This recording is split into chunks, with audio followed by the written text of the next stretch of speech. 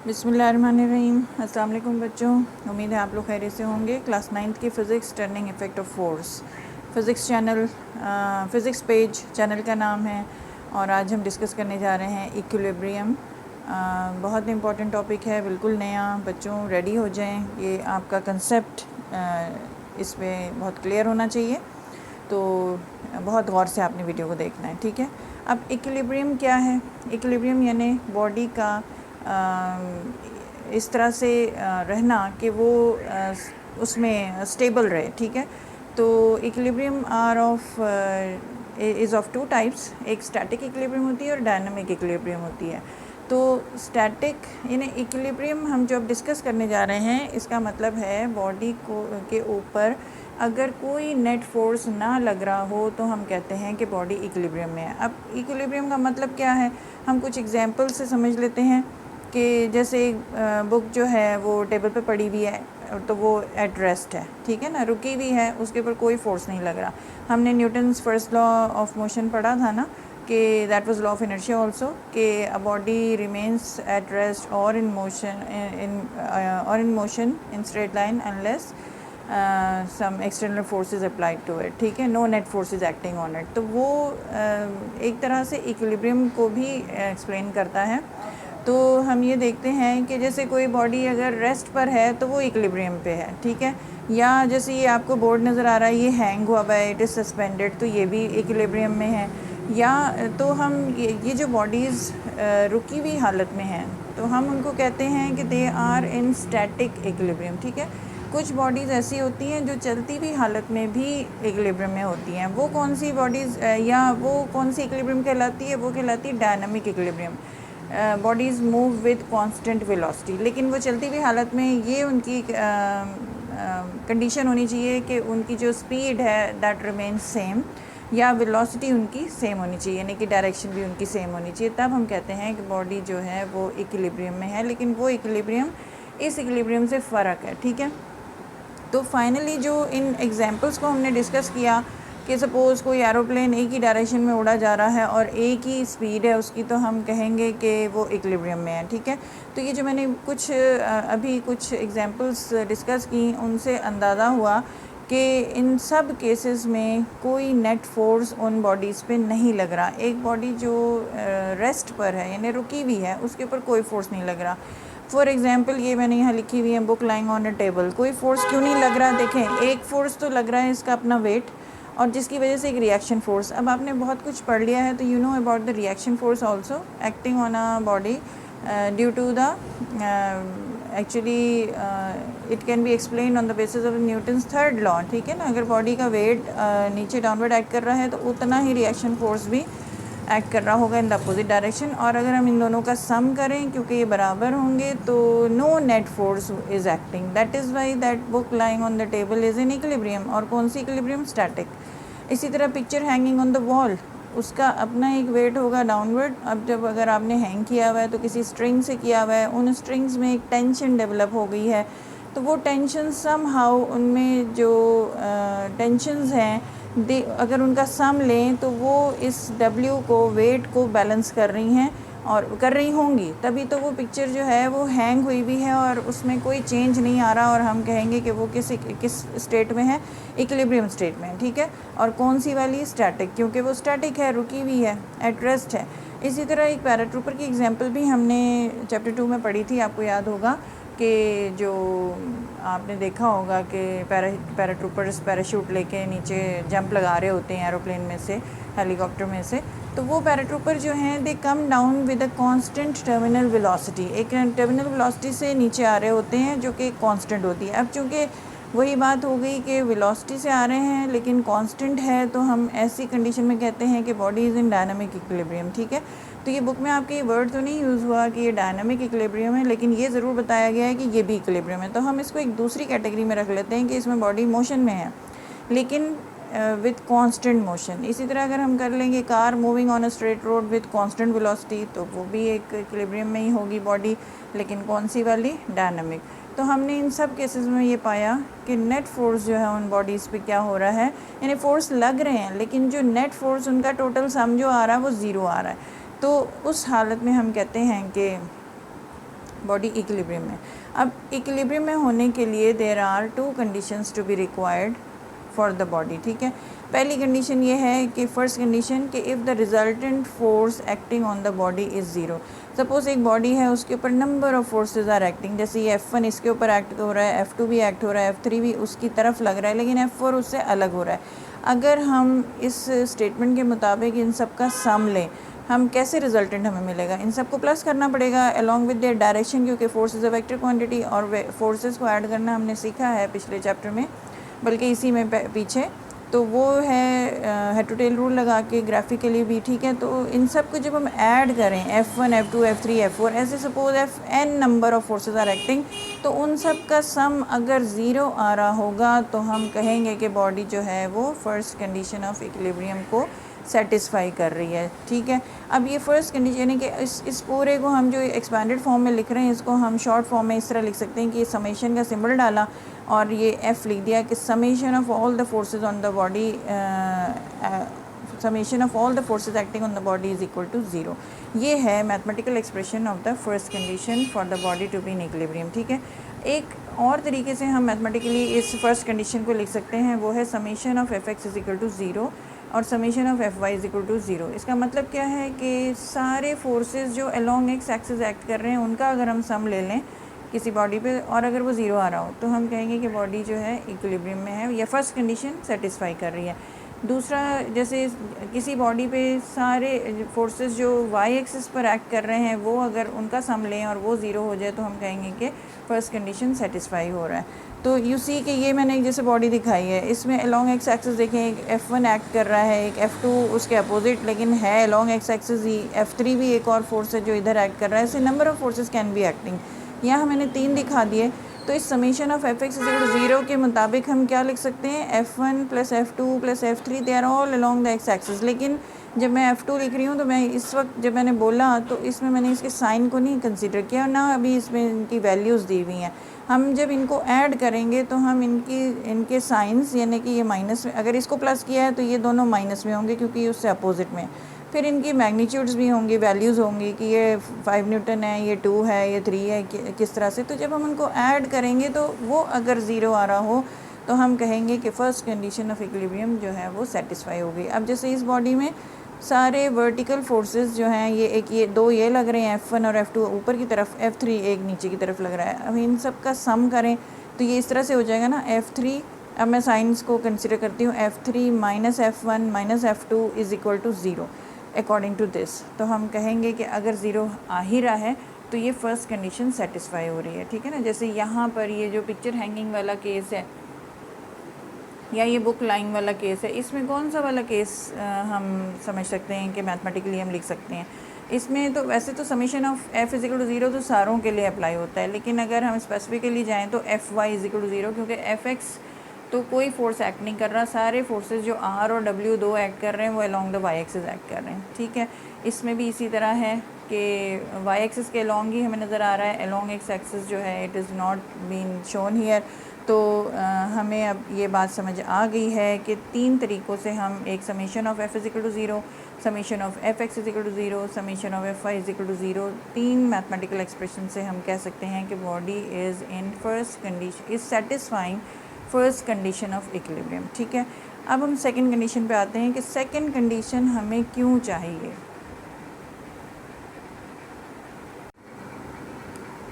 जी, अब मैं आपको ये बताती हूँ कि सेकंड कंडीशन हमें क्यों ज़रूरी चाहिए, ठीक है। सेकंड कंडीशन है क्या।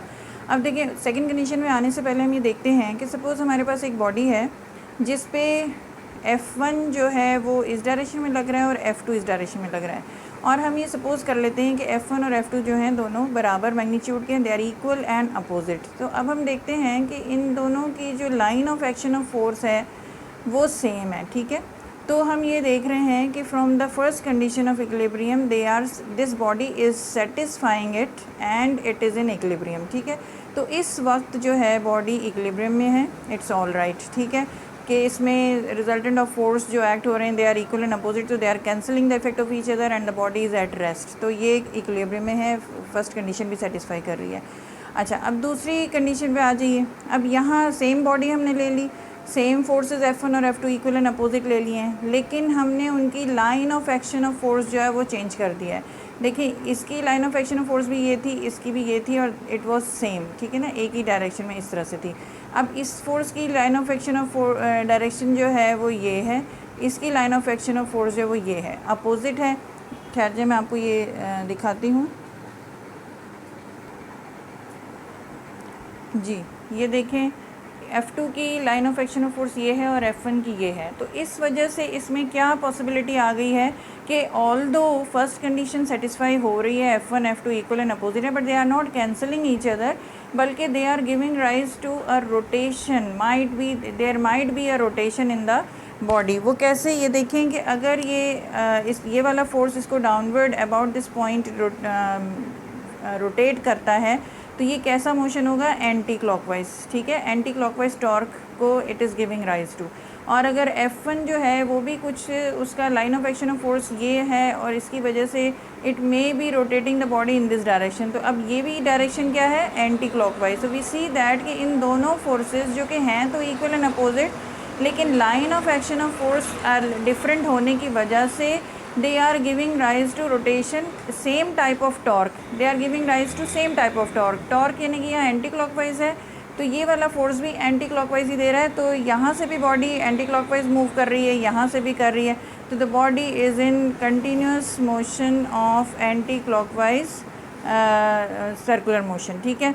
तो अब यू सी के इसका मतलब है कि बॉडी तो फर्स्ट कंडीशन सेटिस्फाई कर रही है लेकिन इक्विलिब्रियम में नहीं है। दैट मीन्स कि we need some more extra conditions कि हम बॉडी को, ऐसी रोटेटिंग बॉडी को भी हम कहें कि वो इक्विलिब्रियम में हो। तो उसके लिए हम क्या करेंगे कि हम ये कहेंगे कि the resultant of the torque acting on the body must be zero. अगर ऐसा हो कि किसी ऐसी बॉडी में resultant of all the torques acting on the body is zero, तो हम कहेंगे कि वो सेकंड कंडीशन सेटिस्फाई कर रही है and the body is in equilibrium. For example यहाँ पे जो सम ऑफ द टॉर्क्स है, इसकी वजह से जो टॉर्क आया वो एंटी क्लॉकवाइज है और इसकी वजह से जो टॉर्क आया वो भी एंटी क्लॉकवाइज है, तो sum of torques is not equal to zero. तो हम कहेंगे कि बॉडी यहाँ पे सेकंड कंडीशन सेटिस्फाई कर ही नहीं रही है। ये मैथमेटिकली हम इस तरह से लिखते हैं, summation of all torques acting on the body is zero. तो यहाँ ज़ीरो आ नहीं रहा, इसलिए ये बॉडी सेकंड कंडीशन भी नहीं सेटिस्फाई कर रही और ना ये इक्विलिब्रियम में है, ठीक है। इसके लिए ज़रूरी है इक्विलिब्रियम में होने के लिए कि सारे टॉर्क्स जो उसके ऊपर एक्ट हो रहे हों वो उनका सम जो है वो ज़ीरो हो। Resultant torque acting on the body must be zero. अब उसको मैं एक्सप्लेन कर सकती हूँ, ये जैसे ये एग्जांपल ले ली, बल्कि इसमें भी हो सकता है। ये सामने ड्रॉ हुई हुई है कि सपोज़ एक वेज पे एक स्केल को, किसी रॉड को आपने बैलेंस किया हुआ है इस तरह से कि एक वेट ये लगाया हुआ है कि ये वेट हैंग किया हुआ है आपने, ठीक है, और ये वेट दोनों जो हैं they are giving rise to some torque in the body, ठीक है। अब ये कैसा टॉर्क डेवलप कर रहा है, टॉ1 है, हम नाम देंगे इसको, और ये कैसा टॉर्क डेवलप कर रहा है, एंटी क्लॉकवाइज। ये वाला वेट अबाउट दिस पॉइंट और ये वाला वेट कैसा टॉर्क डेवलप कर रहा है, क्लॉकवाइज अबाउट दिस पॉइंट, हम इसको कहेंगे ये टॉर्क 2 डेवलप कर रहा है। अगर ये टॉर्क 1 और टॉर्क 2 दे आर इक्वल, ये इसकी वजह से वेट 1 की वजह से जो टॉर्क डेवलप हो रहा है टॉ1, वेट 2 की वजह से जो टॉर्क डेवलप हो रहा है टॉ2, अगर ये आपस में इक्वल हैं तो हम कहेंगे कि body is satisfying the second condition and therefore it is in equilibrium, ठीक है।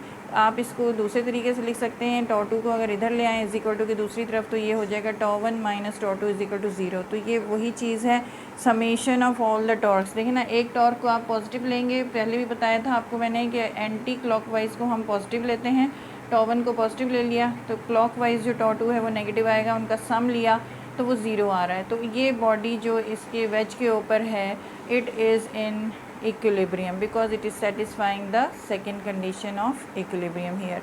तो दैट मीन्स कि एक बॉडी को इक्विलिब्रियम में होने के लिए ज़रूरी है कि वो फर्स्ट कंडीशन से तो वो हो सकता है कि इक्विलिब्रियम में हो जाए, लेकिन इट मे बी पॉसिबल कि first condition is not sufficient for that body to be in equilibrium, तो उस केस में second condition of equilibrium must be satisfied. जैसे इसमें सेटिस्फाई नहीं हुई तो बॉडी इक्विलिब्रियम में नहीं है। अब इसको इक्विलिब्रियम में लाने के लिए हम ये कर सकते हैं कि F1 जो है फोर्स हम ऐसे लगाएं कि ये क्लॉकवाइज रोटेशन दे, ठीक है। तो ये एंटी क्लॉकवाइज दे और ये क्लॉकवाइज दे और वो दोनों बराबर होंगे, तो ये इस बॉडी को हम कह सकते हैं कि वो इक्विलिब्रियम में है और सेकंड कंडीशन ऑफ इक्विलिब्रियम भी सेटिस्फाई कर रही है। बल्कि इसी को आप कह लें ये इस कंडीशन में यहाँ मैं ये रॉड की बजाय अगर ये बॉक्स सा बना दूँ तो उस कंडीशन में और इस तरह से हम एंटी क्लॉकवाइज और क्लॉकवाइज टॉर्क्स डेवलप करें बॉडी में तो वो इक्विलिब्रियम में आ जाएगी। उम्मीद है कि आपको ये क्लियर समझ आ गई होगी कि फ़र्स्ट कंडीशन और सेकंड कंडीशंस बहुत ज़रूरी हैं किसी भी बॉडी को के इक्विलिब्रियम में रहने के लिए। और फर्स्ट कंडीशन जो है वो फोर्सेस से रिलेटेड है और सेकंड कंडीशन जो है वो टॉर्क से रिलेटेड है। ठीक है, और यहाँ पर दो एग्जांपल्स आपकी बुक में ख़ास तौर पे दी हुई हैं, एक है लैडर की और एक है सीलिंग फ़ैन की। उसको मैं आपको एक्सप्लेन करती हूँ। जी, अब हम डिस्कस करेंगे वो दो एग्जांपल्स जो आपकी बुक में दिए हुए हैं। एक है ladder leaning on a wall, ये लैडर मैंने शो की है जो कि वॉल के ऊपर इस तरह से रखी हुई है, ठीक है, making an angle some angle. और दूसरा एग्जांपल है ceiling fan rotating with constant speed. तो दोनों एग्जांपल्स जो हैं वो इक्विलिब्रियम की हैं। इस केस में देखें ladder leaning on a wall जो है इसका आपकी बुक में ज़्यादा एक्सप्लेनेशन नहीं है। मैंने ये थोड़ा सा आपको सिर्फ इसको बहुत ज़्यादा डिटेल में आपको जाने की ज़रूरत नहीं है।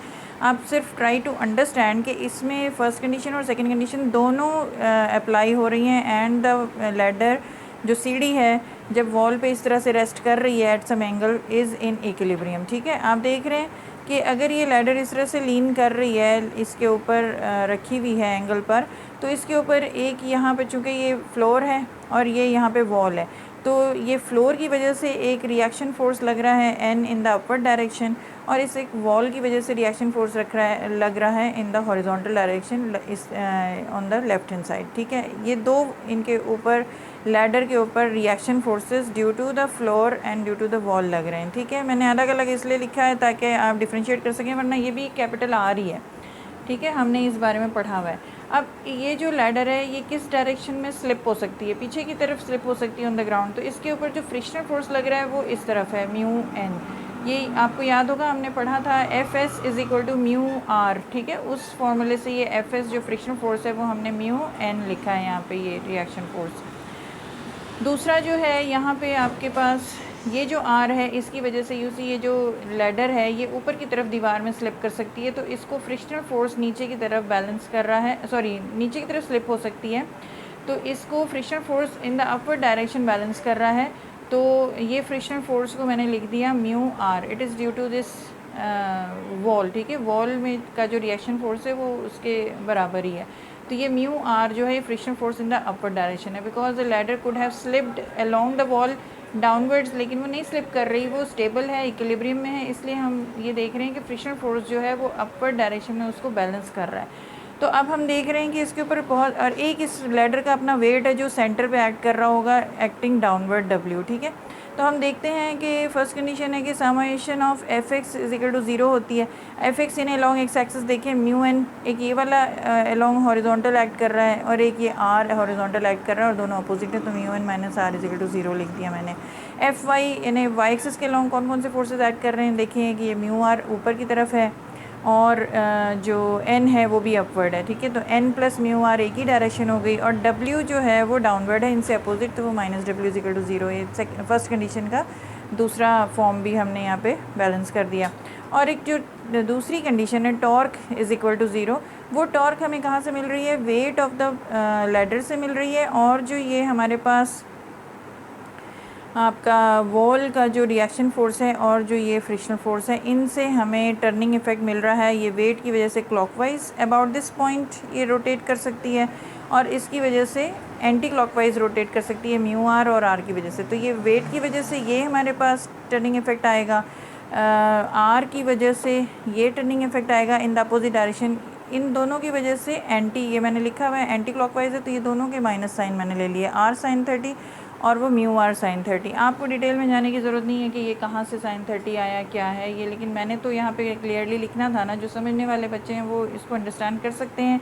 एक एक चीज़ यहाँ पे लिखी हुई है, you just pause the video here and you just get to know कि मैंने किस किस एंगल को यहाँ पे लिखा है and how did I get this turning effect here due to weight, due to the R reaction force of the wall and due to mu R the friction force of the wall। ये तीन forces जो हैं turning effect दे रही हैं to different types, एक ये दे रहा है क्लॉकवाइज, ये दोनों दे रहे हैं एंटी क्लॉकवाइज, इनका सम जो है वो भी ज़ीरो हो रहा है, तो ये बैलेंस्ड कंडीशन में है। ठीक है, तो हम सिर्फ यहाँ ये समझ सकते हैं, ये जो चीज़ आपके सामने लिखी हुई है कि ये इक्वल टू ज़ीरो हो रही है, दैट मीन्स के फर्स्ट और सेकंड कंडीशन दोनों सेटिस्फाई हो रही हैं इस लैडर में, जो कि which is leaning on the wall, so it is in equilibrium. दूसरा, ceiling fan rotating with constant speed, जब वो कह रहे हैं तो कांस्टेंट स्पीड का मतलब है कि स्पीड नहीं चेंज हो रही, मतलब एक्सेलरेशन नहीं हो रहा। जब एक्सेलरेशन नहीं हो रहा तो जो फोर्स है वो नेट फोर्स, और नेट फोर्स ज़ीरो है, तो नेट फोर्स ज़ीरो होने का मतलब है कि नेट टॉर्क जो है वो क्या हो गया, ज़ीरो हो गया, not accelerating, that means, and therefore the ceiling fan is satisfying the second condition, so it is in equilibrium.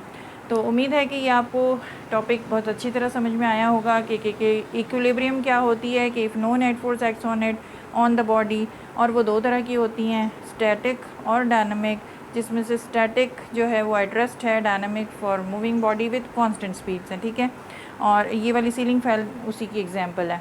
और फिर ये बॉडीज़ के इक्विलिब्रियम में होने के लिए हमें दो कंडीशंस रिक्वायर्ड होती हैं। First condition relates with force, second condition relates with torque, और इन दोनों और इनकी सेकंड कंडीशन की क्यों ज़रूरत पड़ी उसको भी हमने डिस्कस कर लिया। वो भी एग्ज़ाम में बहुत दफ़ा आता है कि why did we need actually the second condition, तो वो आपने बताना है। वीडियो को पीछे करके देखिएगा बैक करके, और ये लैडर की एग्जांपल को ट्राई टू अंडरस्टैंड कि ये चीज़ें फर्स्ट कंडीशन सेकंड कंडीशन दोनों सेटिस्फाई हो रही हैं तो वो इक्विलिब्रियम में है, और सीलिंग फ़ैन भी क्यों इक्विलिब्रियम में है। अगली वीडियो तक इजाज़त दीजिए, आगे भी आपको सारे आर्टिकल्स बहुत अच्छे एक्सप्लेन होंगे, इंशाल्लाह आपको समझ भी आएंगे। Try to understand those articles, और चैनल का नाम याद रखिए, फ़िज़िक्स पेज आपके लिए, और अपने अल्लाह ताला के हिफ्ज़-ओ-मान में रहें आप लोग, अपना ख्याल रखिएगा, मुझे इजाज़त दें, अल्लाह हाफ़िज़, बहुत शुक्रिया।